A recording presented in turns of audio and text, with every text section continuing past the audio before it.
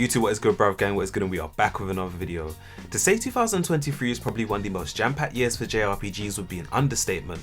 2023 has arguably been one of the best years for the genre in recent memory, and that trend isn't showing any signs of slowing down headed into 2024. With so many big hitters set to release next year, I thought this would be a perfect time to share with you guys my top 6 most anticipated JRPGs that are set to come in 2024. Eiyuden Chronicle 100 Heroes. From its initial trailers back at the Tokyo Game Show of 2022, Eiyuden Chronicle was shaping up to be one of my most anticipated JRPGs going into 2023. As someone who is a massive fan of the Suikoden series, seeing a spiritual successor in the form of Eiyuden Chronicle 100 Heroes raised my hype levels and is a game I am still super excited for its release. So it was sadly announced back in July of this year that the game would be delayed until 2024, meaning fans would have to wait a little bit longer for its release, but we now thankfully have a confirmed release date of April 23rd, 2024, and I am eagerly awaiting the release of this game. Eiyuden Chronicle's stunning 2D art style with gorgeous 3D rendered backgrounds is a massive reason why I'm highly anticipating this game, and the super fluid looking turn-based combat is another reason I cannot wait for this game to release. From the trailers we've seen so far, this game just ticks every box for me personally when it comes to things I look for in a JRPG. With so many incredible JRPGs set to release in 2024, Eiyuden Chronicle is a game that still stands at the forefront of my most anticipated JRPGs of the year, and I know the wait will 100% be worth it and is a game I cannot wait to get my hands on. Now I do feel with the influx of JRPGs releasing around the first quarter of the gaming year, my only worry is that Eiyuden Chronicle may fall by the wayside, but I do feel the devs have done a great job at separating the release of this game away from some notable heavy hitters that are set to release in February, so I do hope this game does get the love that it deserves. For me personally, I feel Eiyuden Chronicle may be one of the most underrated JRPGs to release next year, but it's a game I'm super excited for and highly anticipating its worldwide release in 2024. Metaphor ReFantazio. Now when it comes to Metaphor ReFantazio, we don't have too much details, but from what we do know, this game is scheduled to release in 2024. So if you're someone who's been in and around gaming rumours and news over the past few years, Metaphor ReFantazio was formerly known as Project ReFantazio, and the game is said to be a brand new IP from Atlus in a similar vein to the Shin Megami Tensei series. So although we don't have a nailed down release date, from everything we've seen so far, Metaphor ReFantazio looks like another insanely unique IP from Atlus and 100% a game I need to get my hands on. As mentioned, the game gives me Shin Megami Tensei vibes from the game's dark feeling art style and the insanely creepy design of the demon-like boss monsters. So the character design within this game looks very interesting to me, from the elf-like female character to the bunny-looking character and the main character who seems to have a similar resemblance to the Persona 3 male protagonist Makoto Yuki. I am very excited to see what the world and story has to offer in Metaphor ReFantazio.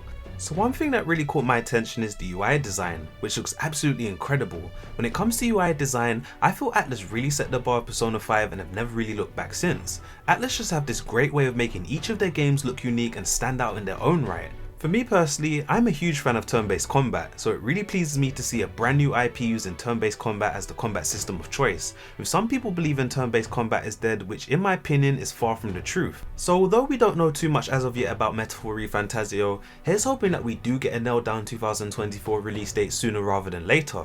It's a game I'm eagerly anticipating and I cannot wait to see what this game has to offer. The Legend of Heroes Trails Through Daybreak.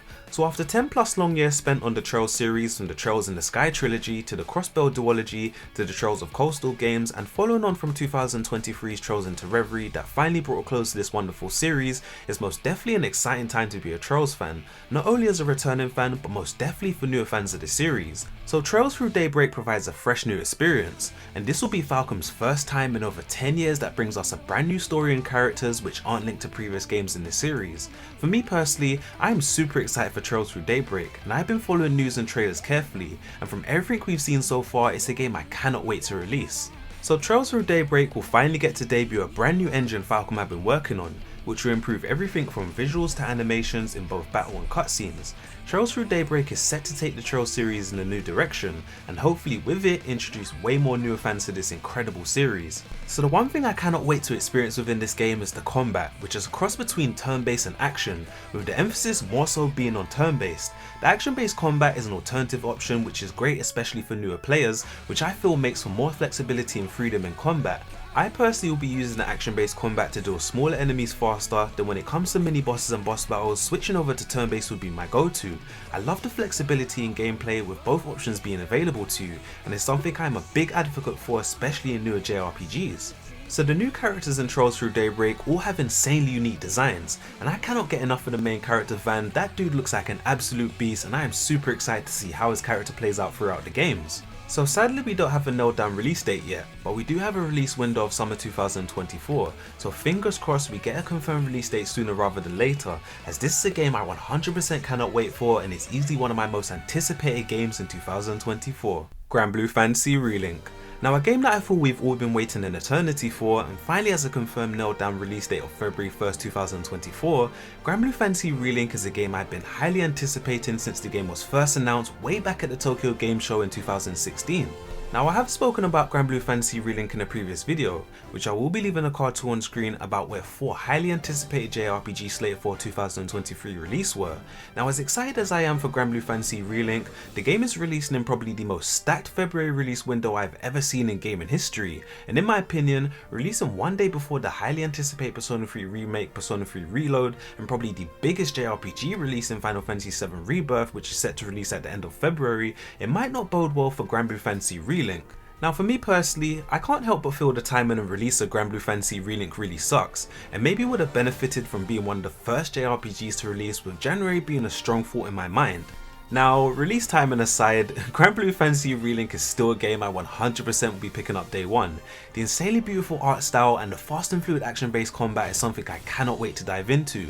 The game has been in development for a whopping 7 years, and I really hope the game is met with the same anticipation and hype fans have shown over the years. I really feel Granblue Fantasy Relink will live up to the expectations and will be an insanely fun experience.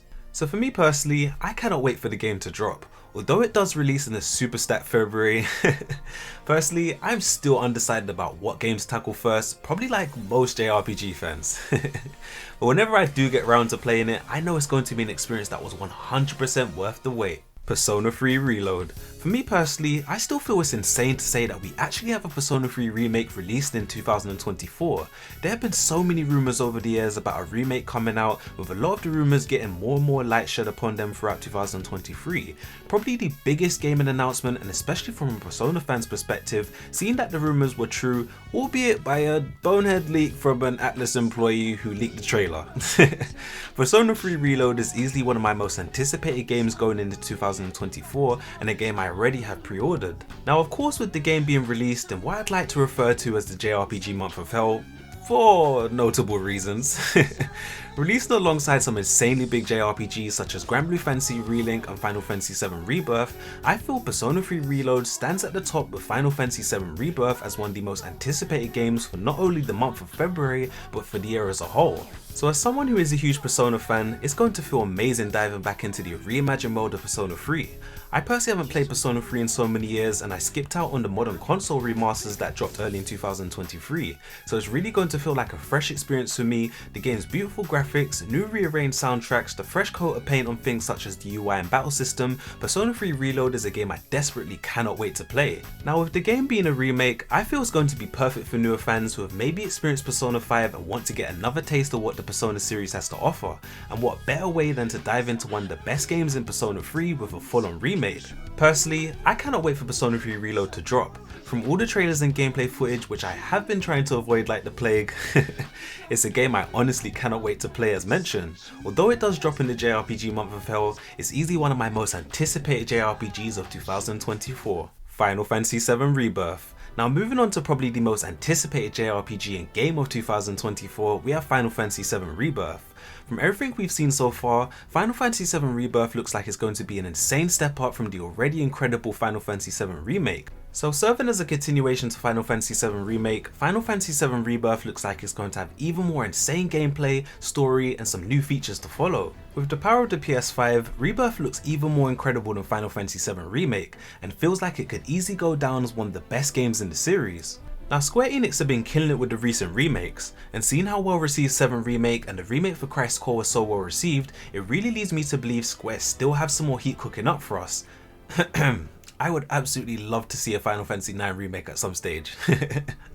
So just like Persona 3 Reload, I have been completely avoiding any gameplay trailers or spoilers of any kind online, as I want to go into this game completely surprised, and I feel this game has huge potential for me to be my JRPG of the year in 2024. So for me personally, I'm a huge Final Fantasy VII fan, so getting to see some of my favourite characters reimagined through this essentially brand new retelling of the original games just feels amazing and feels like a fresh new experience. So I feel the remake of Final Fantasy VII has gone down well with older fans of the series, and is most definitely the definitive way to play the game now with how expansive the story plans to be. With another Final Fantasy VII game to be released after Rebirth, it just feels like an exciting time to be a Final Fantasy VII fan. Final Fantasy VII Rebirth for me personally has genuine Game of the Year candidate potential written all over it, and I really believe this game will live up to the hype. It's easily my most anticipated JRPG of 2024 and a game I will be putting a crap ton of hours into. I honestly cannot wait to dive into this game on February 29th, and yes, I said 29th because 2024 is a leap year, so be sure to mark it down in your calendars and don't miss out on the best JRPG releasing in 2024. So that'll do it for this video guys. I really appreciate you guys for watching. I'd love to know what some of your most anticipated JRPGs released in 2024 are, so please let me know down below in the comments. So please like, sub, share if you're new, hit that notification bell so you get notified of my videos first, and I hope I can be you guys' #1 source for all JRPG news. So from me to you, this has been your bruv, the big bruv, and I'm gonna catch you guys on the next video. I'm out. Peace!